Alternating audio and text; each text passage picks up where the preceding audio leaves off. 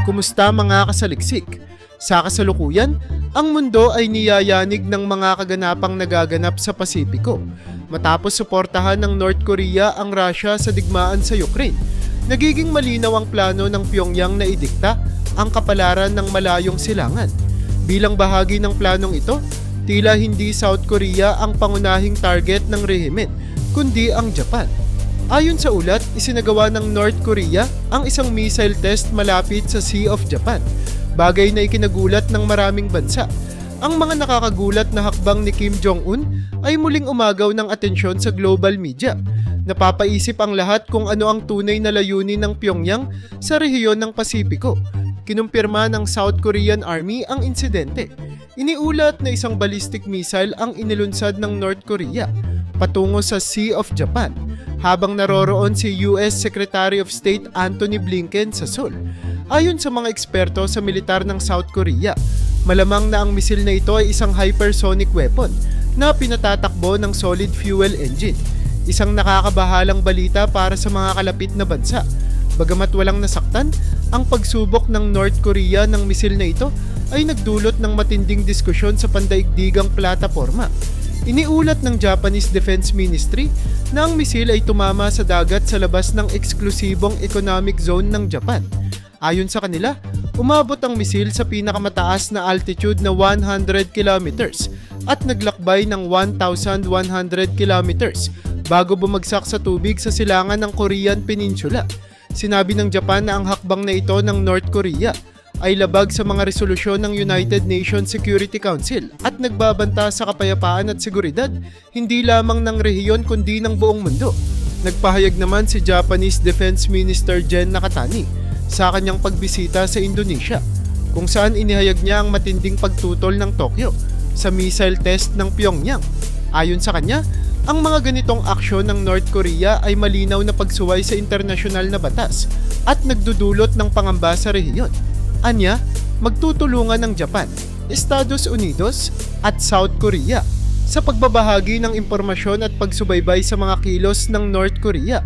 Sa isang press conference, idiniin ni Japanese Prime Minister Shigeru Ishiba na ang madalas na paglulunsad ng mga misil ng North Korea ay nagpapakita ng patuloy na pagpapabuti ng teknolohiya nito, bagay na nagdudulot ng seryosong pangamba.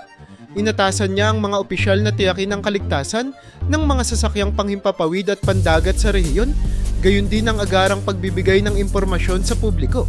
Malinaw na ngayon pa lang ay naghahanda na ang Japan laban sa mga posibleng banta mula sa North Korea. Sa kabila ng tensyon, nananatiling buo ang determinasyon ng Japan na protektahan ang kapayapaan at seguridad ng rehiyon, kasama na ang pagpapalakas ng ugnayan nito sa mga kaalyadong bansa tulad ng Estados Unidos at South Korea.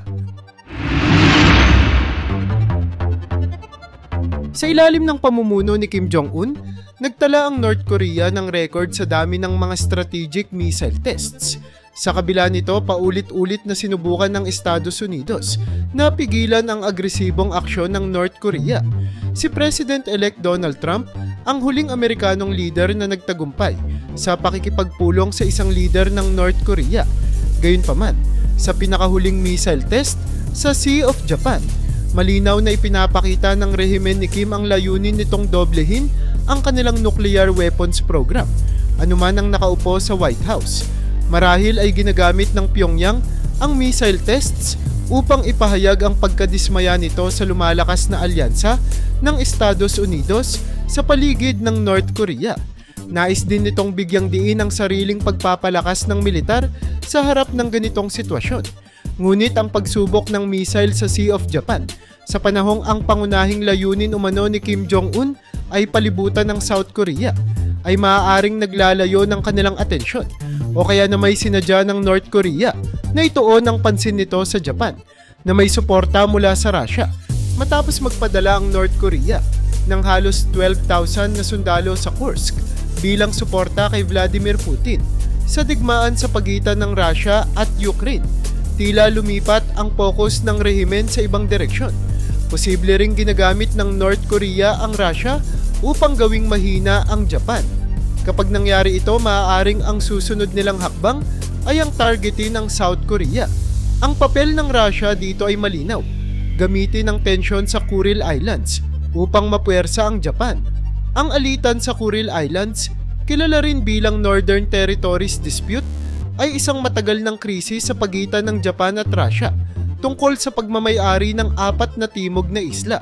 Sa pagsuporta sa Kiev, tulad ng ginagawa ng Seoul, layunin ng Tokyo na pigilan ng Moscow na gipitin ito sa Pasipiko gamit ang issue sa Kuril Islands. Sa ganitong paraan, nais ng Japan na pigilan ang anumang alyansa sa pagitan ng Russia, North Korea at China. Gayun din, hindi sumasalungat ang China sa pressure ng Russia sa Kuril Islands at tahimik na sinusuportahan si Vladimir Putin. Ang timing ng missile test ng North Korea sa Sea of Japan ay hindi nakakagulat. Sa gitna ng mga panganib na ito, naghahanda ang Japan para sa posibleng digmaan laban sa Russia at China. Ang Tokyo, bilang isa sa pinakamahalagang aktor sa Eastern Bloc, ay nagpapatibay ng mga plano nito laban sa Russia. Mula nang sakupin ng Russia ang Ukraine, nagkaroon ng malawakang pagbabago sa pananaw ng publiko ng Japan tungkol sa depensa ng bansa. Ayon sa mga survey, tumataas ang suporta ng publiko para sa pagpapalakas ng pambansang depensa. Binanggit ng dating punong ministro na si Fumio Kishida na mahalagang maunawaan ng publiko na ang depensa ay hindi lamang issue ng ibang tao, kundi responsibilidad ng lahat. Ang kasalukuyang punong ministro na si Shigeru Ishiba na pumalit kay Kishida noong October 1, 2024 matapos ang Liberal Democratic Party presidential election ay nagpatuloy sa parehong estratehiya. Sa gitna ng hindi tiyak na sitwasyon ng seguridad sa Japan, may dalawang pangunahing issue ang kailangang talakayin. Sino ang pag-iingat laban sa kanila? At ano ang gagawin kapag naghahanda ang bansa para sa digmaan? Sa kasalukuyang konteksto, malinaw na naghahanda ang Japan para sa posibleng digmaan laban sa Russia dahil sa problema sa Kuril Islands. Kasabay nito, target din ng Japan ang China, na isa sa mga alyado ng Russia dahil sa banta nito sa kapayapaan sa Pasipiko, lalo na sa issue ng Taiwan. Sa kabila ng mga hamong ito, nananatiling determinado ang Japan na panatilihing matatag ang rehiyon at harapin ang anumang banta sa kanilang seguridad. Upang tugunan ng tumitinding tensyon sa Pasipiko, pinataas ng pamahalaan ng Tokyo ang aktibidad militar nito at inilagay ang kanilang hukbo sa kabuuang paghahanda. Ang hakbang na ito ay nagdulot ng seryosong pag-aalala mula sa Russia at China, na ngayon ay mas nagnanais makilala ang tunay na lakas ng militar ng Japan. Maging ang North Korea, na bahagi ng bilateral na alyansa ng Russia at China, ay hindi minamaliit ang kakayahan ng Japan. Sa kabila ng tahimik nitong pangalan, ang Japan Self-Defense Forces ay isa sa pinakamakapangyarihang hukbo sa mundo. Mayroon itong ikawalong pinakamalaking budget militar, hukbong dagat na mas malaki kaysa sa pinagsama-samang lakas ng France at United Kingdom, mahigit 1,600 na sasakyang panghimpapawid at 4 na flat-topped carriers. Bukod pa rito, ang Japan ay may sopistikadong sistema para depensahan ng bansa laban sa mga paparating na misil, lalo na kung sakaling pumutok ang digmaan laban sa North Korea. Gayunpaman para sa Tokyo, hindi pa rin ito sapat. Upang higit pang palakasin ang depensa, pinag-aaralan ng Japan ang pagbili ng mga interceptor at cruise missile na kayang sirain ang mga misil ng kalaban bago pa man ito mailunsad. Nakikita ito bilang bahagi ng plano para hadlangan ang posibleng pag-atake ng misil ng Russia sa direksyon ng Kuril Islands. Ang pinakahuling missile test ng North Korea ay malinaw na nagpapakita ng intensyon nito na palalain ang sitwasyon. Kasabay nito, ang gobyerno ng Tokyo ay tumataas ang gastusin sa depensa bilang tugon sa mga pressure ni Vladimir Putin at Xi Jinping. Sa loob ng mga dekada, nanatiling nasa 1% ng gross domestic product GDP ng Japan ang kanilang gastos sa depensa. Ngayon, target ng Japan na halos doblehin ito sa 2% sa loob ng 5 taon. Ang unang pagkakataon mula noong ikalawang digmaang pandaigdig. Ngunit hindi madali ang pagpapataas ng gastos sa depensa. Kailangang kumbinsihin ang publiko ng Japan na magbayad ng mas mataas na buwis at patuloy pa rin itong tinatalakay sa diet. Bukod dito, hindi basta-basta makakamit ang mga bagong kakayahan tulad ng naranasan ng Estados Unidos sa Ukraine matagal ang proseso ng pagpapalit ng mga stockpile ng armas dahil sa limitadong kapasidad ng industriya ng mga pangunahing sistema ng armas. Ang mga bagong misil tulad ng Tomahawk at upgraded Type 12 surface-to-ship missile ng Japan ay mangangailangan ng ilang taon bago maihatid. Mangangailangan ito ng mas malapit na kooperasyon hindi lamang sa pagitan ng mga gobyerno, kundi pati na rin sa mga kaalyadong industriya ng depensa. Sa pagsisikap na gawing mas epektibo ang kanilang hukbo, inanunsyo ng Japan na magtatayo ito ng Permanent Joint Headquarters upang magbigay ng mas mahusay na kontrol sa Japan Self-Defense Forces sa panahon ng krisis. Ang hakbang na ito ay layuning gawing mas madali ang koordinasyon sa puwersa ng Estados Unidos sa panahon ng emerhensya. Ang presensya ng ganitong base ay maaaring lalong mag-udyok kay Vladimir Putin na tumutok laban sa presyur ni Xi Jinping na nauugnay sa okupasyon ng Kuril Islands. Samantala ang North Korea, matapos ang pinakahuli nitong missile test, ay mas mauunawaan na hindi lamang nito direktang kinakaharap ang Japan, kundi pati na rin ang Estados Unidos. Samantala, nais ng US Congress na magtatag din ng bagong Joint Force Headquarters sa Indo-Pacific upang suportahan ang mga puwersa militar ng Amerika sa parehong paraan. Habang nagiging mas kritikal ang seguridad sa rehiyon, nananatili ang determinasyon ng Japan na protektahan ang kanilang teritoryo laban sa anumang banta mula sa Russia, China at North Korea. Ang kanilang hakbang ay patunay na handa silang tumugon sa anumang hamon na maaaring magpabago sa balanse ng kapangyarihan sa Pasipiko.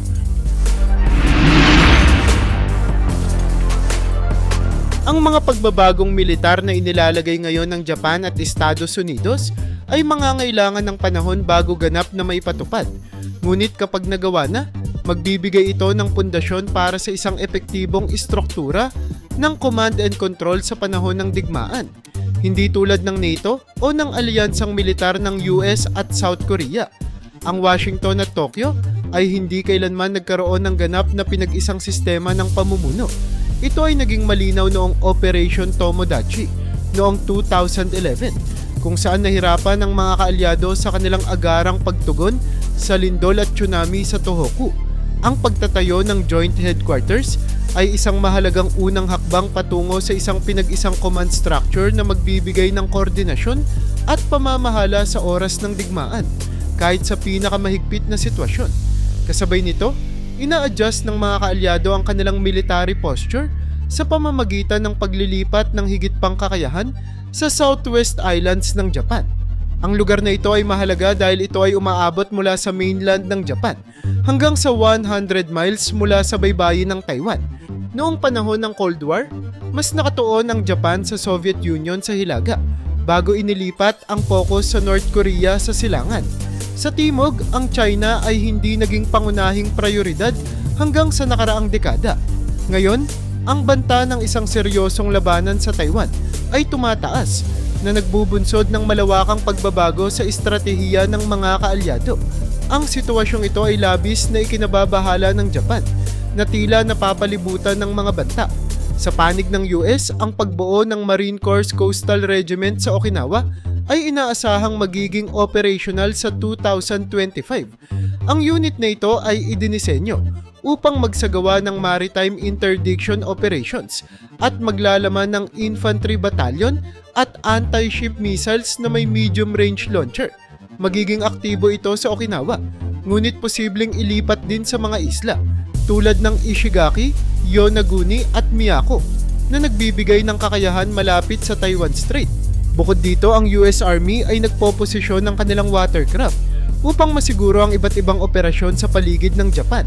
Ang Japan naman ay nagpapalakas ng kanilang Blue Water Navy na may malinaw na plano na harapin ang mga barko ng China sa karagatan.